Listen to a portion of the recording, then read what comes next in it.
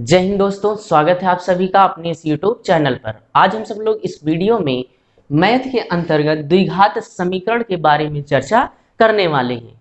द्विघात समीकरण से संबंधित हमने एक पार्ट का वीडियो बना चुके हैं। उसमें हमने बताया था कि द्विघात समीकरण को कितने विधि के द्वारा हल किया जा सकता है और यक्स का मान निकाला जा सकता है। ठीक है, उसमें बताए थे 3 विधियां होती है, तीनों विधि के बारे में चर्चा किए थे। नंबर 1 क्या था? नंबर 1 था गुणनखंड विधि द्वारा। नंबर 2 क्या था? नंबर 2 था पूर्ण वर्ग बनाकर। नंबर 3 क्या था? श्रीधराचार्य विधि द्वारा द्विघात समीकरण को हल करना। और श्रीधराचार्य विधि में क्या होता था? एक सूत्र होता था जिसकी सहायता से हम लोग हल करके यक्स का मान निकालते थे। ठीक है, जैसे यहाँ देखिए लिखा गया है, एक मानक समीकरण लिखा गया है द्विघात समीकरण का। क्या है? ax square plus B x plus C is equal to कितना है? 0 है। ये कोई स्टैंडर्ड कह सकते हैं, स्टैंडर्ड इक्वेशन है। किसका इक्वेशन है? तो क्वाड्रेटिक इक्वेशन है। ठीक है, अब इसमें हम लोग देखते हैं श्रीधराचार्य का सूत्र क्या है। सूत्र है x बराबर minus B plus minus under root B square minus 4ac by कितना है? 2a है। बस समझ में आया कि नहीं? यानी यक्स स्क्वायर के बगल में क्या लिखा गया है? a, यक्स के बगल में क्या लिखा गया है? b, और जो केवल अचर के रूप में लिखा गया है, इसमें कोई चर संख्या नहीं लगा हुआ है, वो क्या लिखा गया है? c इज इक्वल टू कितना है? 0। बस फार्मूले में क्या रखते हैं? यक्स का गुणांक रख देते हैं प्लस माइनस अंडर रूट क्या है? यक्स का गुणांक का स्क्वायर कर देते हैं -4 और यक्स स्क्वायर का गुणांक और जो केवल अचर लिखा गया है उसका, दोनों का क्या कर देते हैं? गुणा कर देते हैं। बाई कितना लिखा गया है? 2a। ए क्या है? यक्स स्क्वायर का गुणांक है।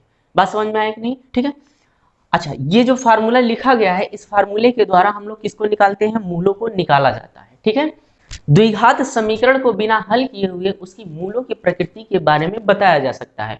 कहां से बताया जा सकता है? तो ये जो कर्ले के अंदर लिखा गया है बी स्क्वायर माइनस 4ac, इसी के आधार पर हम लोग बता सकते हैं ये जो द्विघात समीकरण लिखा गया है इसके मूल कैसे होंगे, यानी उसकी प्रकृति कैसी होगी। ठीक है, इसके बारे में बताया जा सकता है।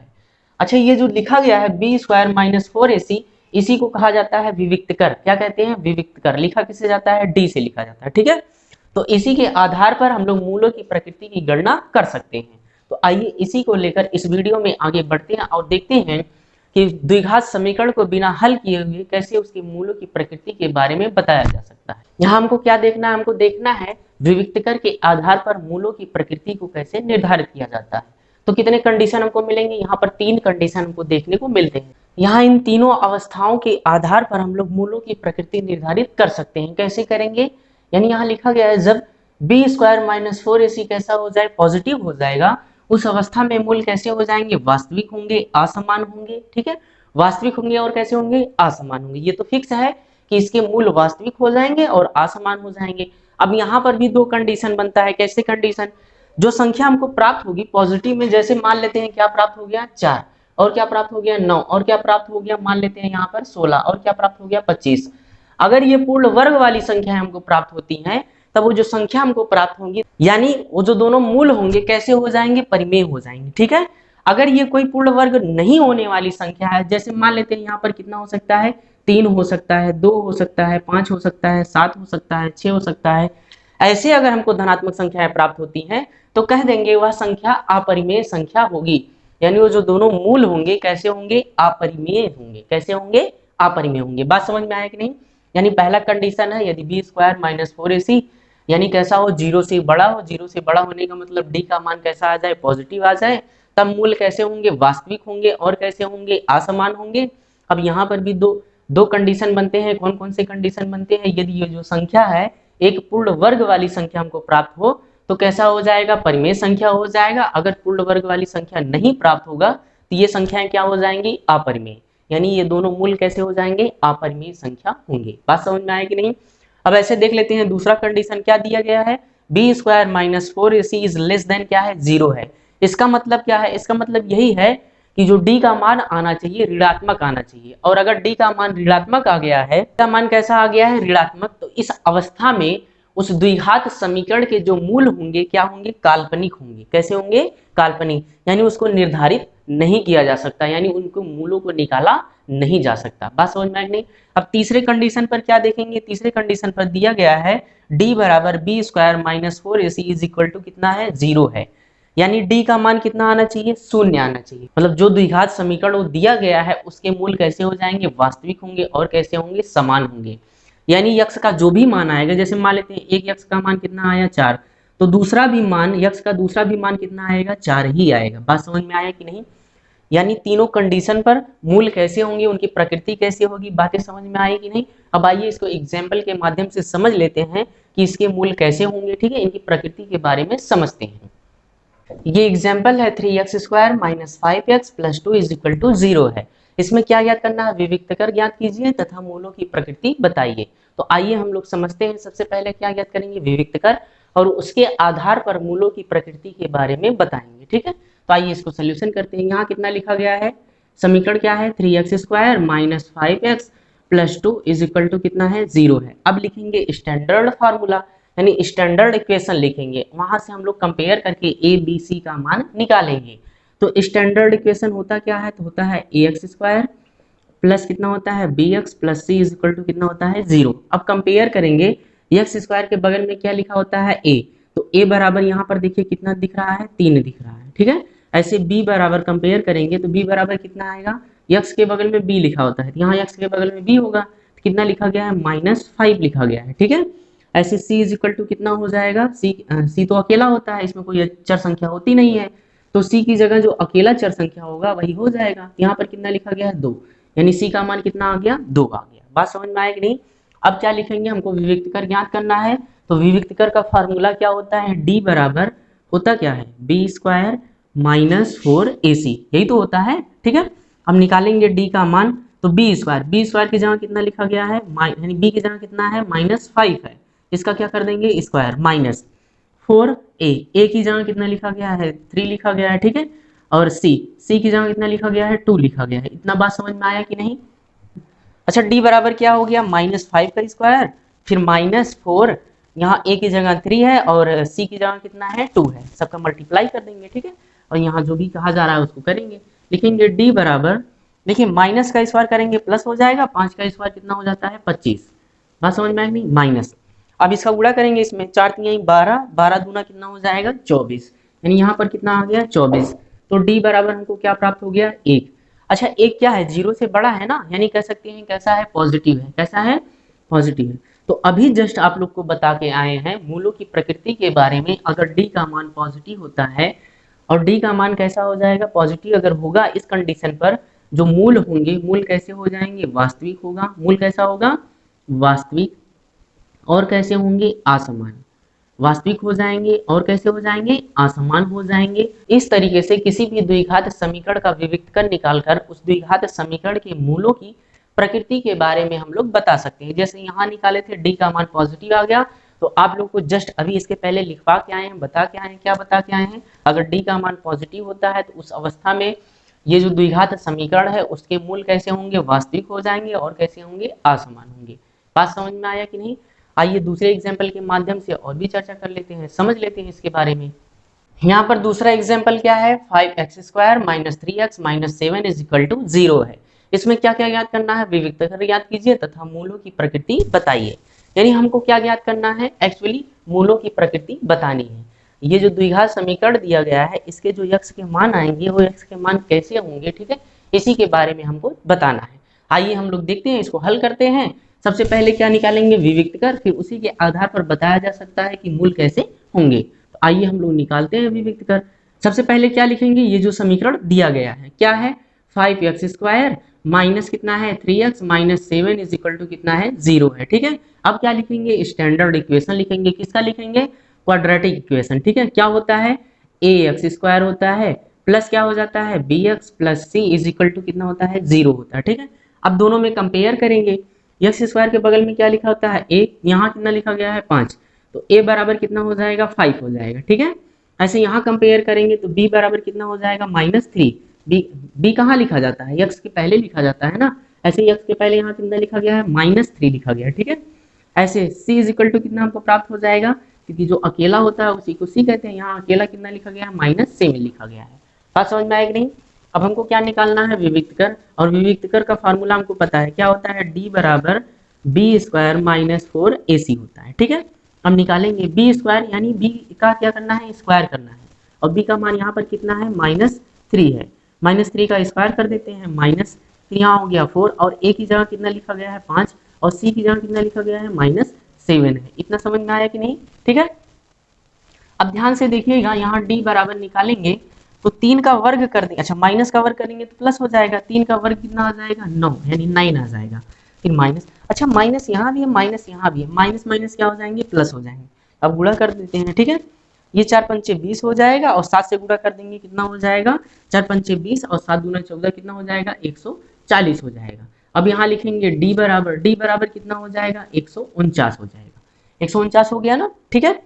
अब ध्यान से देखिएगा, ये क्या है 0 से तो बड़ा है यानी कैसा है पॉजिटिव है। अब क्या लिखेंगे मूलों की प्रकृति, तो मूलों की जो प्रकृति होगी यानी मूलों की प्रकृति में लिखेंगे, ये d का मान तो पॉजिटिव आ गया, तो मूलों की प्रकृति में सबसे पहले क्या लिखेंगे, ये वास्तविक होगा यानी इसके जो मूल होंगे यक्ष के मान होंगे कैसे होंगे वास्तविक होंगे और कैसे होंगे असमान होंगे और कैसे होंगे असमान। अच्छा एक कंडीशन और आप लोग को बताया गया था अगर d का मान एक पूर्ण वर्ग वाली संख्या हमको प्राप्त हो जाता है तो उसको क्या कह देते हैं परिमेय संख्या है। अगर वर्ग पूर्ण वर्ग संख्या के रूप में नहीं प्राप्त होता है तो क्या हो जाता है अपरिमेय हो जाता है। यानी ये जो संख्या दी गई है कैसी है अपरिमेय है। बात समझ में आया कि नहीं? यानी कह सकते हैं ये जो द्विघात समीकरण दिया गया है इस द्विघात समीकरण के जो मूल होंगे उनके मूलों की प्रकृति कैसी हो जाएगी वास्तविक असमान और कैसी होगी अपरिमेय संख्या के रूप में होगा। बात समझ में आएगी नहीं? अच्छा इससे संबंधित कुछ और भी प्रश्न पूछे जाते हैं, अलग टाइप से पूछे जाते हैं। आइए एग्जाम्पल के माध्यम से जो अलग टाइप के प्रश्न पूछे जाते हैं उसको भी हम लोग समझ लेते हैं, ठीक है। यहाँ अगले एग्जाम्पल में क्या दिया गया है 3x² - 4x - k = 0 है। इसमें दिया गया है d का मान कितना है 88 है, ठीक है यानी 88 है तो k का मान ज्ञात कीजिए। यानी यहाँ जो k लिखा गया है इसी k की वैल्यू हमको निकालनी है। आइए सोल्यूशन करते हैं, देखते हैं कैसे निकाला जा सकता है। तो सोल्यूशन में सबसे पहले क्या लिखेंगे, ये जो समीकरण दिया गया है क्या दिया गया है 3x² - 4x - k = कितना है 0 है। अब यहाँ स्टैंडर्ड इक्वेशन लिखेंगे, क्या होता है ax² प्लस क्या होता है bx और प्लस क्या होता है c = कितना होता है 0। अब कंपेयर कर लेते हैं, a b और c का मान निकाल लेते हैं। a का मान कितना हो जाएगा यहाँ पर 3 हो जाएगा, b का मान कितना होगा -4। देखिए यहाँ b लिखा गया है, यहाँ कितना लिखा गया -4। ऐसे c की जगह कितना लिखा गया है, c का मान -k लिखा गया है, ठीक है। इसी k का मान हमको निकालना है। आइए देखते हैं कैसे निकाला जा सकता है। अच्छा प्रश्न में ध्यान से देखिएगा, वहां d का भी मान दिया गया है तो d का मान यहाँ ले लेते हैं। d का मान कितना दिया गया है 88 दिया यानी 88 दिया गया है, ठीक है। हमको क्या निकालना है k का मान निकालना है। आइए निकालते हैं। d का फार्मूला हमको पता है, d बराबर क्या होता है, d बराबर होता है b² माइनस क्या होता है 4ac होता है, ये तो हमको पता है, ठीक है। अच्छा d का मान प्रश्न में कितना दिया गया है 88, यहाँ रख देंगे 88 = अब b² करना है, b यानी b की जगह कितना लिखा गया है -4, यहाँ लिख देंगे -4 और इसका क्या कर देंगे वर्ग कर देंगे, माइनस हो गया। यहाँ कितना लिखा गया है 4, a का मान कितना लिखा गया है 3 तो यहाँ 3 से गुणा कर देंगे गुणे। c का मान कितना दिया गया है -k दिया है, यहाँ लिख देंगे -k। बात समझ में आया कि नहीं? इसी k का मान हमको निकालना है, ठीक है। यहाँ कितना लिखा गया है 88 = अच्छा माइनस का स्क्वायर कर देंगे प्लस हो जाएगा और 4 का स्क्वायर कर देंगे यानी 4 का स्क्वायर कर देंगे कितना आ जाएगा 16 आ जाएगा। यहाँ कर लिख देते हैं 16 माइनस, अच्छा ये माइनस माइनस मिलके क्या हो जाएंगे प्लस हो जाएंगे, ठीक है। अब इसका यहाँ मल्टीप्लाई कर देते हैं तो 4 3 जा कितना हो जाता है 12 हो जाता है, ठीक है। यहाँ 12 हो जाएगा, ये k है k भी लिख देते हैं। समझ में आया कि नहीं? अब ध्यान से देखिएगा, ये हमको निकालना है तो इसको आगे लिख देते हैं, इसको कहाँ लिख देते हैं पीछे लिख देते हैं। कितना हो जाएगा, यहाँ हो जाएगा 16 + 12k = कितना हो जाएगा 88। यहाँ 12k = कितना हो जाएगा, अच्छा यहाँ 88 लिखा गया है, अब 16 को उधर ले जाएंगे तो घटा देंगे, घटाने से हमको क्या प्राप्त हो जाएगा 72 प्राप्त होगा। 88 में से 16 घटाएंगे तो कितना प्राप्त हो जाएगा 72 प्राप्त होगा, ठीक है। अब ये 12 कहाँ चला जाएगा नीचे, यानी 72 बाई कितना हो जाएगा 12। अब इससे इसमें भाग कर देंगे कितना आ जाएगा 6 आ जाएगा। बात समझ में आया कि नहीं? यानी k का वैल्यू हमको पता चल गया, k का वैल्यू कितना है 6 है, ठीक। यही तो निकालना था, k का मान हमको निकालना था, k का मान हमने निकाल लिया, कितना आ गया 6 आ गया, वो भी कैसा है पॉजिटिव है। बात समझ में आएगी नहीं? इस तरीके से इससे विविक्तकर से प्रश्न बनते हैं। विविक्तकर के आधार पर मूलों की प्रकृति पूछी जाती है और इसमें ऐसे ही कहीं कोई क्वेश्चन दिया रहेगा, उसमें कोई ऐसा मान दिया रहेगा जिसको गायब कर देंगे, यानी नहीं दिया रहेगा हाइड कर दिया जाएगा, उसी को पूछा जा सकता है, ठीक है। तो विविक्तकर से जितने प्रश्न पूछे जा सकते हैं हमने उसके बारे में चर्चा कर लिए हैं। ठीक है, अब आइए मूलों से संबंधित कुछ प्रश्न पूछे जाते हैं, उसके बारे में भी चर्चा करते हैं। कोई द्विघात समीकरण दिया गया है या उसके मूल दिए गए हैं, फिर वहां से कैसे द्विघात समीकरण को ज्ञात किया जा सकता है, ए हो गया, बी हो गया, सी का मान कैसे ज्ञात किया जा सकता है, इन सभी के बारे में आइए चर्चा करते हैं। आइए यहाँ पर देखते हैं द्विघात समीकरण के मूल तथा गुणांकों में क्या संबंध होता है। ठीक है, यानी कोई द्विघात इक्वेशन दिया गया है, कह सकते हैं क्वाड्रेटिक इक्वेशन है। जैसे क्वाड्रेटिक इक्वेशन क्या होता है, ए एक्स स्क्वायर और कितना होता है plus B x plus C is equal to कितना होता है, 0 होता है। ठीक है, इसमें देखिए गुणांक क्या होते हैं, ये जो ए लिखा गया है, बी लिखा गया है, ठीक है, ये सब क्या है, ये सब गुणांक कहलाते हैं। किसके गुणांक है, ये एक्स स्क्वायर का गुणांक है, ये किसका गुणांक है, एक्स का गुणांक है। ठीक है, और ये क्या है, अचर संख्या है कोई, तो ये भी सी होगा, ये भी क्या हो जाएगा, गुणांक हो जाएगा। बात समझ में आया कि नहीं। अब इनमें और मूल में जो संबंध होता है, आइए उसके बारे में चर्चा करते हैं। अच्छा, जब भी हम लोग किसी भी द्विघात समीकरण को हल करते हैं तो एक्स के कितने मान आते हैं, 2 मान, 1 मान 2 मान, ऐसे आते हैं नहीं, हमको 2 मान प्राप्त होते हैं। अभी जस्ट हम लोग चर्चा करके आए हैं ना, दोनों मूल समान भी हो सकते हैं, असमान भी हो सकते हैं, काल्पनिक भी हो सकते हैं। इन सभी के बारे में इसके पहले हमने चर्चा किया है। यानी किसी भी द्विघात समीकरण को हल करेंगे तो उसके केवल कितने मान प्राप्त होंगे, 2 मान। एक पहला मान हो गया, एक दूसरा मान। पहले मान को अल्फा से लिखा जाता है और दूसरे मान को किससे लिखा जाता है, बीटा से लिखा जाता है। बात समझ में आएगी नहीं। ये मान लेते हैं कोई स्टैंडर्ड इक्वेशन लिखा गया है, कैसा इक्वेशन है, क्वाड्रेटिक इक्वेशन है यहाँ पर। ठीक है, अब इसमें देख लेते हैं ये दोनों जो मूल हैं और इसके गुणांक क्या है, ए बी सी, इनमें क्या संबंध होता है। तो यहाँ सबसे पहला जो संबंध होता है, लिखेंगे मूलों का योगफल। मूलों का योगफल, यानी मूलों का योगफल का मतलब क्या हो जाएगा, अल्फा और प्लस क्या हो जाएगा, बीटा, बराबर क्या होता है, ये होता है माइनस बी बाई क्या होता है, ए होता है।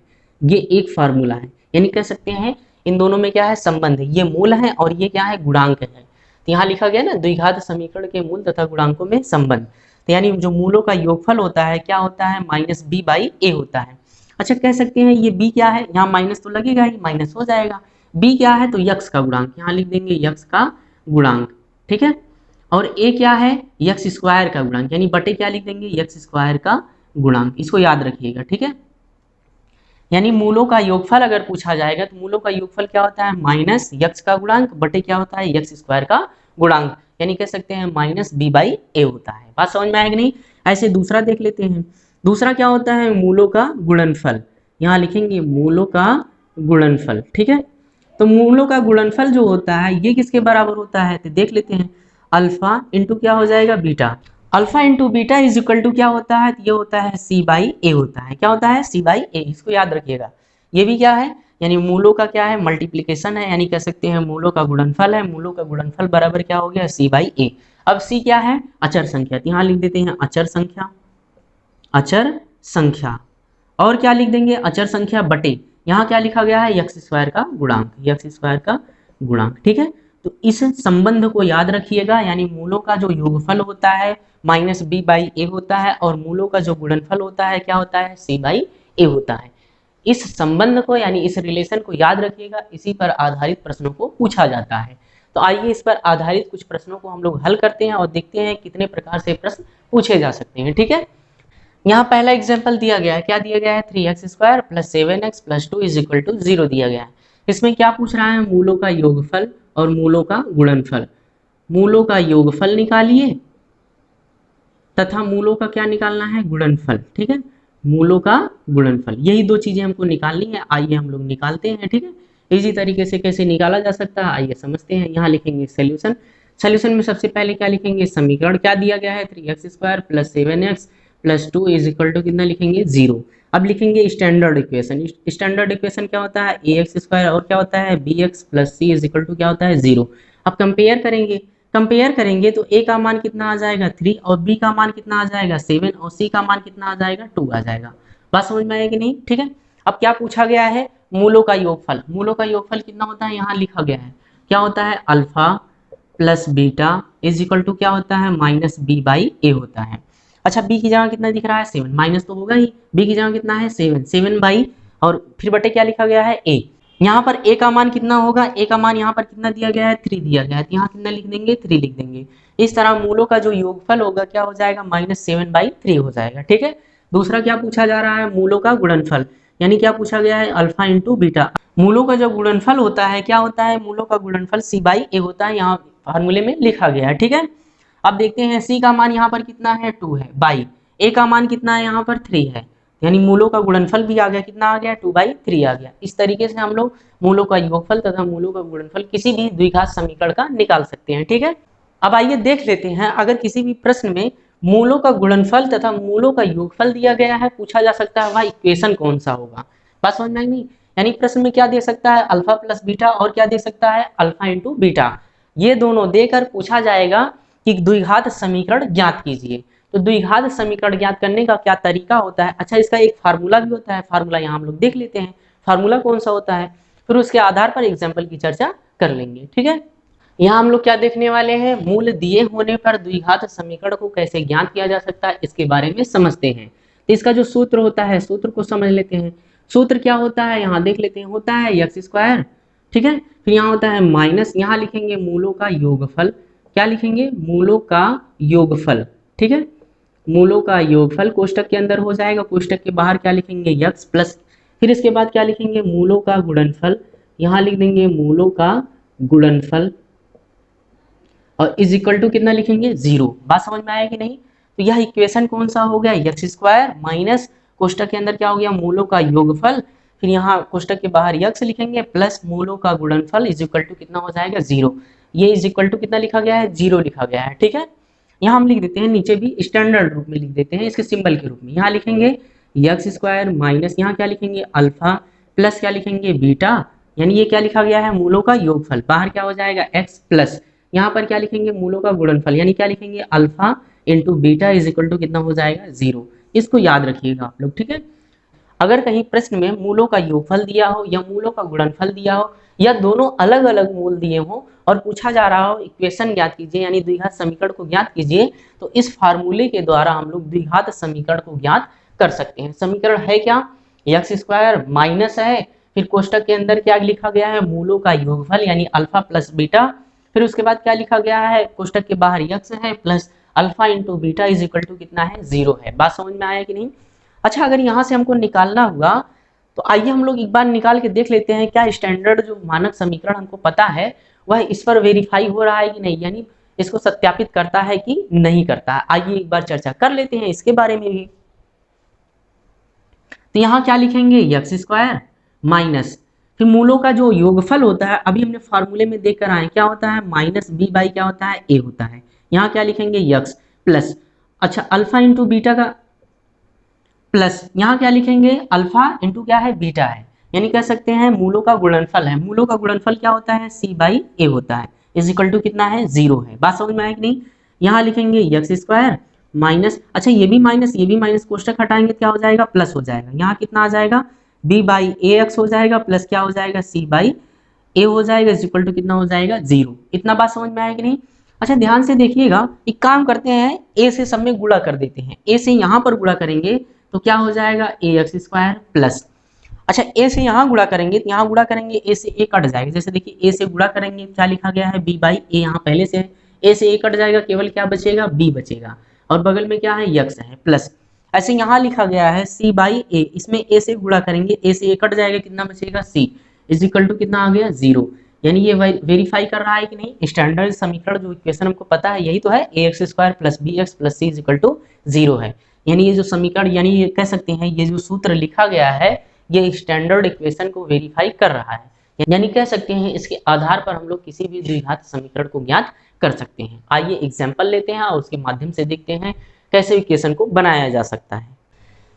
एग्जाम्पल में यहाँ दिया गया है यदि किसी द्विघात समीकरण के मूलों का योगफल -5 हो तथा मूलों का गुणनफल -7 हो तो द्विघात समीकरण ज्ञात कीजिए। ठीक है, यानी यहाँ पर क्या दिया गया है मूलों का योगफल दिया है और क्या दिया है मूलों का गुणनफल दिया है। ठीक है, अब पूछा जा रहा है द्विघात समीकरण कौन सा होगा जिसके मूलों का योगफल इतना है और मूलों का गुणनफल यहाँ -7 है। बात समझ में आया कि नहीं। तो हम लोग यहाँ सोल्यूशन में देखते हैं, सोल्यूशन में सबसे पहले हम लोग फार्मूला लिख लेते हैं। फार्मूला क्या होता है एक्स स्क्वायर माइनस यहाँ क्या होता है मूलों का योगफल यानी अल्फा प्लस बीटा कोष्टक के बाहर x plus alpha into beta यानी मूलों का गुणनफल इज इक्वल टू कितना होता है 0 होता है। प्रश्न में दिया गया था मूलों का योगफल हमने लिख लिया alpha plus beta is equal to कितना लिख लिया -5 और प्रश्न में क्या दिया है, मूलों का गुणनफल। मूलों का गुणनफल का मतलब alpha into beta. Alpha into beta का मान कितना दिया गया है, -7 दिया है, तो यहाँ पर लिख लिए। अब यही दोनों मान उठा के इस फार्मूले में रख देते हैं, हमको द्विघात समीकरण पता चल जाएगा। ठीक है, रखते हैं। यहाँ लिखेंगे एक्स स्क्वायर माइनस, अच्छा यहाँ लिखा गया alpha plus beta. Alpha plus beta का मान कितना है, -5 है, यहाँ लिख लेंगे एक्स प्लस, और यहाँ लिखेंगे alpha into beta. Alpha into beta का मान कितना है, -7 इज इक्वल टू कितना हो जाएगा, 0। ठीक है, यहाँ लिखेंगे एक्स स्क्वायर, अच्छा ये माइनस माइनस क्या हो जाएगा, +5x, ये प्लस माइनस क्या हो जाएगा, -7 इज इक्वल टू कितना हो जाएगा, 0। तो द्विघात समीकरण हमको पता चल गया। द्विघात समीकरण है क्या, x square plus 5x minus 7 is equal to 0। तो इस प्रश्न का राइट आंसर क्या हो जाएगा, ये x square plus 5x minus 7 is equal to 0 हो जाएगा। ठीक है, आइए दूसरे एग्जाम्पल के द्वारा समझते हैं और भी टाइप के कैसे प्रश्न पूछे जा सकते हैं। यहाँ दूसरा एग्जाम्पल दिया है, यदि किसी द्विघात समीकरण का प्रथम मूल -4 हो तथा द्वितीय मूल कितना हो, -1/2 हो, तो समीकरण ज्ञात कीजिए। यानी यहाँ पर कोई द्विघात समीकरण ऐसा दिया गया है जिसका अल्फा का मान कितना है, अच्छा अल्फा क्या होता है, प्रथम मूल कहते हैं, और उसका मान दिया गया कितना, -4 है, तथा द्वितीय मूल को किससे लिखा जाता है, बीटा से, और बीटा का मान कितना दिया है, 1/2 हो, तो समीकरण ज्ञात कीजिए। यानी जिस समीकरण का मूल है उस समीकरण को हमको ज्ञात करना है, और यहाँ प्रथम मूल दिया गया है -4 और द्वितीय मूल दिया है -1/2 है। आइए इसकी चर्चा कर लेते हैं। अच्छा, समीकरण ज्ञात करने से पहले हम लोग कुछ और ज्ञात कर लेते हैं। क्या ज्ञात करेंगे, मूलों का योगफल ज्ञात करेंगे, और क्या ज्ञात करेंगे, मूलों का गुणनफल।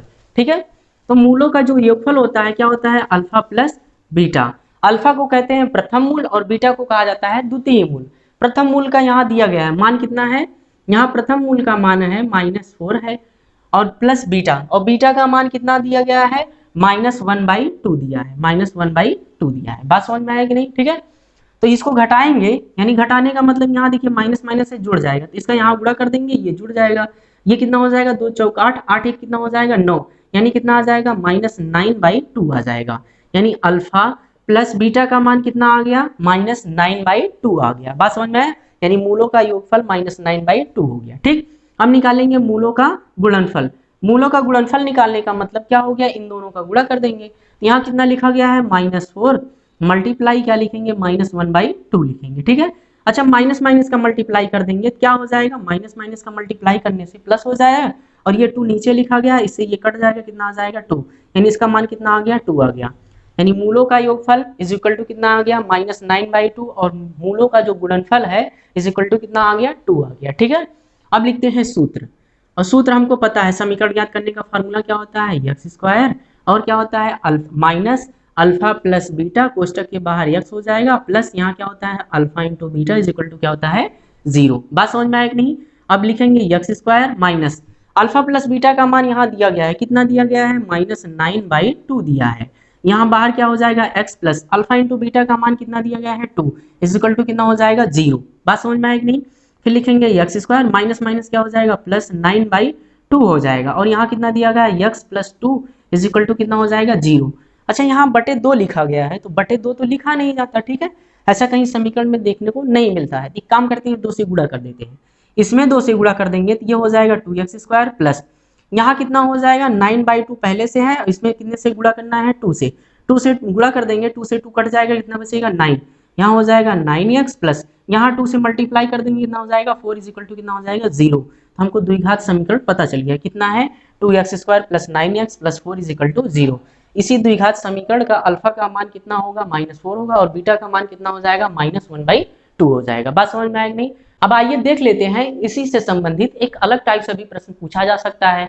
वो प्रश्न कैसा होता है, उसके सोल्यूशन कैसे किया जाता है, इसके बारे में चर्चा कर लेते हैं। दूसरे एग्जांपल में दिया गया है px square minus qx plus r is equal to 0 के मूल अल्फा और बीटा है, तो 1/अल्फा प्लस 1/बीटा का मान ज्ञात कीजिए। ठीक है, यानी इसमें दिया ये समीकरण दिया गया, ये क्वाड्रेटिक समीकरण है, इक्वेशन है। ठीक है, इसमें क्या पूछा जा रहा है, इसमें दिया गया है कि इसके जो मूल है अल्फा और बीटा, और पूछा जा रहा है 1/अल्फा प्लस 1/बीटा का मान।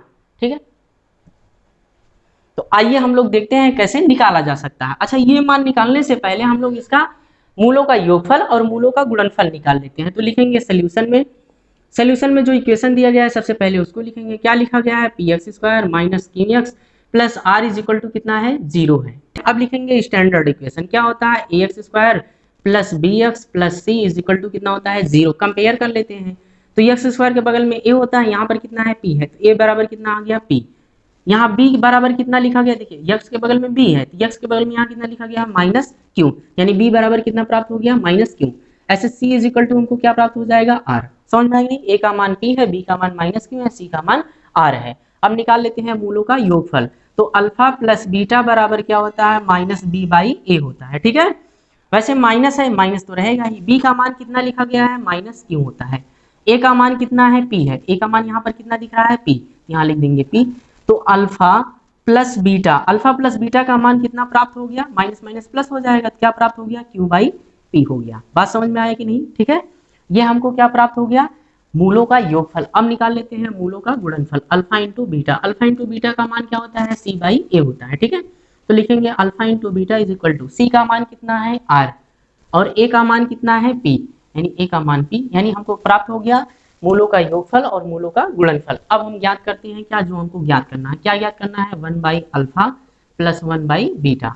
एक चीज ध्यान दीजिए, ये भिन्नों का क्या है योगफल है। भिन्नों का योगफल ज्ञात करने के लिए क्या करते हैं, इसका यहाँ ऊपर नीचे गुणा कर देते हैं, इसका यहाँ ऊपर नीचे और नीचे वाले का नीचे कर देते हैं, ठीक है। तो इसका यहाँ कर देंगे बीटा हो जाएगा, इसका यहाँ कर देंगे अल्फा हो जाएगा, और नीचे क्या हो जाएगा अल्फा इंटू क्या हो जाएगा बीटा, ठीक है। अच्छा ध्यान से देखिएगा, ये बीटा प्लस अल्फा या अल्फा प्लस बीटा कह सकते हैं, दोनों कह सकते हैं, क्योंकि 3 में 4 जोड़ दें या 4 में 3 जोड़ दें, दोनों का मान साथ ही आएगा। बात समझ में आएगी नहीं, ठीक है। तो ये लिखा गया मूलों का योगफल। वैसे मूलों का योगफल कितना है q बाई r है, यहाँ लिख देंगे q बाई p है, ठीक है। मूलों का योगफल कितना है q बाई p है, यहाँ दिया गया ना मूलों का योगफल q बाई p है। और मूलों का गुणनफल कितना है r बाई p है, यहाँ लिख देते हैं r बाई p। ये नीचे वाला कहाँ चला जाता है ऊपर, यहाँ हो जाएगा q मल्टीप्लाई बाई p हो जाएगा। ये p कहाँ चला आएगा नीचे, तो r मल्टीप्लाई बाई क्या हो जाएगा p से p कट गया, तो हमको बचा क्या q बाई r बचा। यही इस प्रश्न का क्या हो जाएगा राइट आंसर हो जाएगा, ठीक है। तो हमको 1 by alpha plus 1 by beta का मान निकालना था, और इसका मान निकाल लिए, कितना आ गया q बाई r आ गया, ठीक है। इस तरीके से द्विघात समीकरण से जितने भी पॉसिबल प्रश्न थे, सभी टाइप के प्रश्नों को हमने हल कर दिया, उसके बारे में चर्चा कर दी, कैसे इसका इस्तेमाल किया जाता है, कैसे उसको हल किया जाता है, इन सभी के बारे में यहाँ बता दिए, एक एक करके चर्चा कर ली, ठीक है। तो मिलते हैं इसके नेक्स्ट वीडियो में इसके अगले टॉपिक के साथ। तब तक के लिए जय हिंद दोस्तों। और हाँ, अगर वीडियो अच्छा लगा हो तो वीडियो को लाइक जरूर कीजिएगा और चैनल को सब्सक्राइब जरूर कीजिएगा, ठीक है। तो मिलते हैं नेक्स्ट वीडियो में इसके अगले टॉपिक को लेकर, तब तक के लिए जय हिंद दोस्तों।